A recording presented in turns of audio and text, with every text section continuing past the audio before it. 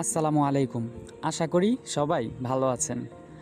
আজকে আমি আমার ইউটিউব চ্যানেল লুমরান এক্সারিসের নতুন একটি ভিডিও আপলোড করতে যাচ্ছি।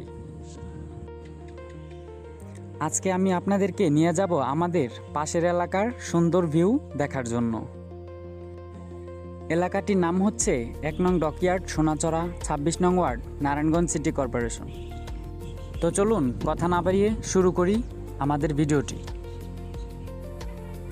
এই মুহূর্তে আমরা ডকইয়ার্ডের ভেতরে প্রবেশ করছি। প্রথম দেখাতেই চোখে পড়েছে বিশাল বিশাল জাহাজের বিভিন্ন অংশ। কোনো জাহাজ হয়তো এখনও মেরামতের কাজের মধ্যে রয়েছে, আবার কোনো জাহাজকে দেখে মনে হচ্ছে দীর্ঘদিন ধরে এখানে পড়ে আছে। তো আশেপাশে কিছু মানুষ মাছ ধরতেছে আমরা দেখতে পাচ্ছি। নদীর সাইড থেকে মাছ ধরতেছে কিছু কিছু মানুষ বড়শি দিয়ে। চলুন আপনাদেরকে ডকইয়ার্ডের নামটা দেখাই। BIWTC ডকইয়ার্ড নং ১। এটা হচ্ছে আমাদের পাশের এলাকায়। তো চলুন আমরা আরেকটু সামনের দিকে এগোই। আকাশটাও এরই মধ্যে একটু নীল মনে হচ্ছে।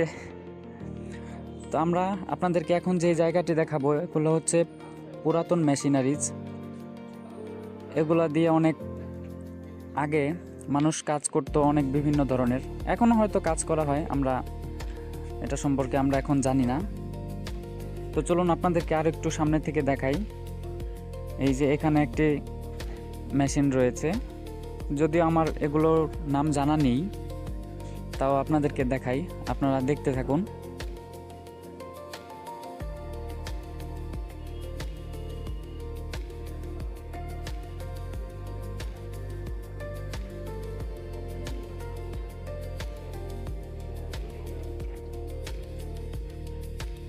তো মেশিনারিজ দেখতে দেখতে আমি আপনাদেরকে এই এলাকাটির নাম বলে দিচ্ছি।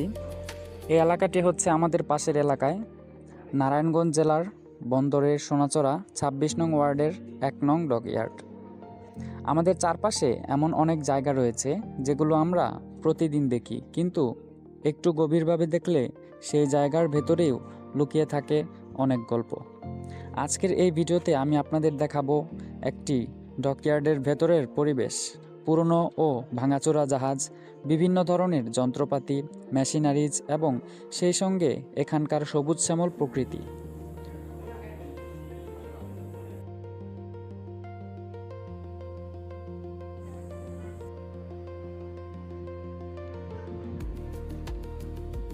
তো বন্ধুরা, আপনারা সাথেই থাকুন, দেখতে থাকুন।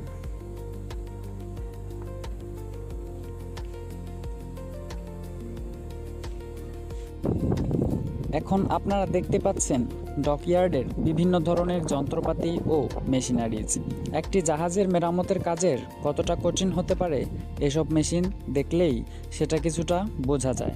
বড় বড় লোহার অংশ কাটতে, জোড়া দিতে, ওঠাতে কিংবা সরাতে বিভিন্ন ধরনের মেশিন ও সরঞ্জামের প্রয়োজন হয়।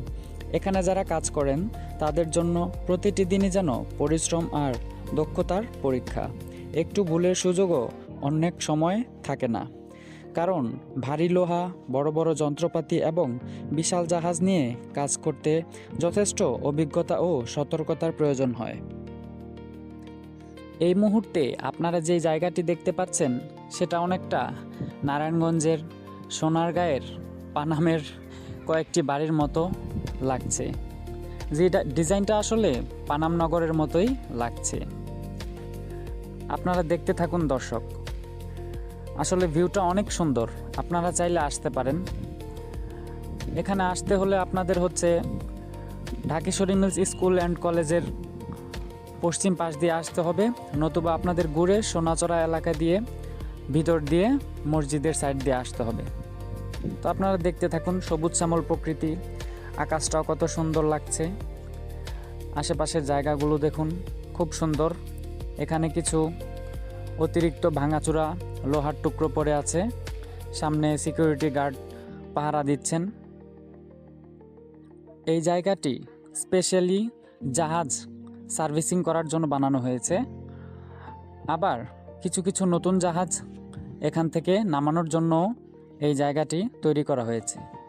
এখানে জাহাজ নামানোর অনেক সুন্দর জায়গা করে দেওয়া হয়েছে।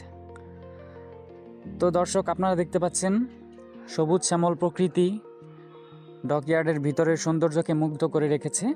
এখানে একটি বাংলো রয়েছে, এখানে সিকিউরিটি গার্ড টেবিল রয়েছে। তো আপনাদেরকে দোতলায় উঠে আমি আপনাদেরকে পুরো ভিউটা দেখাচ্ছি। একদিকে পুরনো জাহাজের লোহা ও মরিচা, অন্যদিকে সবুজ পাতার গাছ। প্রকৃতি যেন নিজের মতো করে এই জায়গাটাকে সাজিয়ে নিয়েছে। যেখানে মানুষের তৈরি লোহার কাঠামো আর যন্ত্রপাতি রয়েছে, সেখানেই প্রকৃতি তার সবুজ সৌন্দর্য নিয়ে উপস্থিত। এই দৃশ্যটা দেখতে সত্যিই বেশ সুন্দর লাগছে। আপনারা একটু খেয়াল করে দেখতে পাবেন, কিছু জায়গা গাছপালা এমনভাবে বেড়ে উঠেছে যে মনে হচ্ছে প্রকৃতি ধীরে ধীরে পুরনো জিনিসগুলোকে নিজের মধ্যে ঢেকে নিচ্ছে। এক সময়ের শক্ত লোহার কাঠামো আজ মরিচায় পুরনো হয়েছে, আর তার পাশেই নতুন সবুজ পাতা জন্ম নিয়েছে।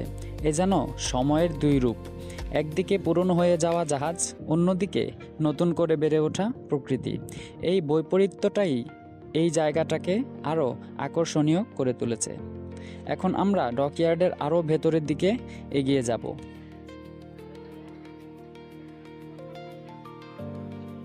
সামনে যে ক্যাম্পটি দেখতে পাচ্ছেন, এটা হচ্ছে স্টাফ ক্যাম্প, মানে আনসাররা এখানে থাকেন।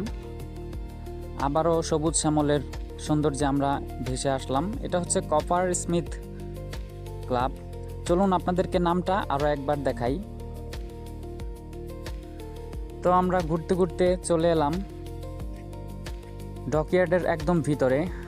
আকাশটাও খুব নীল দেখাচ্ছে। তো এই বাম পাশে আপনাদেরকে স্ক্রল করে যেই ভবনটি দেখাচ্ছে, এই ভবনটি হচ্ছে স্টাফ ভবন, মানে এখানে যারা এই কোম্পানির স্টাফ আছেন, এই ডকইয়ার্ডের স্টাফ আছেন, তারা এখানে বসবাস করেন। তো চলুন আরও একটু সামনের দিকে নিয়ে যাই আপনাদেরকে।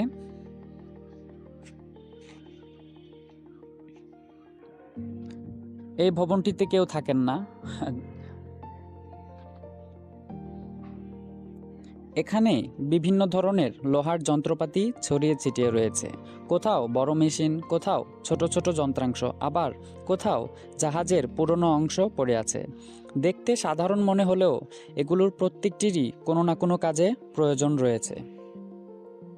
আবারও আমরা সবুজ প্রকৃতির দিকে এগোচ্ছি। আকাশটা আজকে যেন মুগ্ধ করার মতো নীল হয়ে আছে। সামনে আরও একটি বাংলো দেখা যাচ্ছে, এটাও স্টাফ ভবন। আপনারা দেখতে থাকুন কত সুন্দর ভিতরের এরিয়াটা। আমরা এখন যেই জায়গাটিতে অবস্থান করছি, এটি হচ্ছে 1 নং ডকইয়ার্ডের মসজিদ। তো এই মসজিদটি নতুন করে আবার সংস্করণ করা হয়েছে। এটি যখন পুরাতন ছিল তখন আরও অনেক সুন্দর লাগতো, এখনও সুন্দর লাগছে। এই মসজিদটি অনেক বছরের পুরনো। এই মসজিদের সামনে একটি ছোট্ট মাঠ ছিল, এখানেও আমি কিছু সময় খেলাধুলা করেছি। তত একটা খেলাধুলা করার সময় বা সুযোগ হয়ে ওঠেনি আমার। তো এই মসজিদের বাম পাশে যে ক্যাম্পগুলো দেখতে পাচ্ছেন, এগুলো হচ্ছে আনসার ক্যাম্প। তো বন্ধুরা, এই ভিডিওটি ভালো লাগলে একটি লাইক করে দিবেন, একটি কমেন্ট করবেন, শেয়ার করবেন এবং একটি সাবস্ক্রাইব করে দিবেন। এবং আমার চ্যানেলটি অবশ্যই আপনারা বেল আইকন বাজিয়ে দিবেন। ধন্যবাদ সবাইকে। দেখা হবে আবার নতুন কোনো ভিডিওতে। এতক্ষণ সবাই ভালো থাকবেন, সুস্থ থাকবেন। ধন্যবাদ।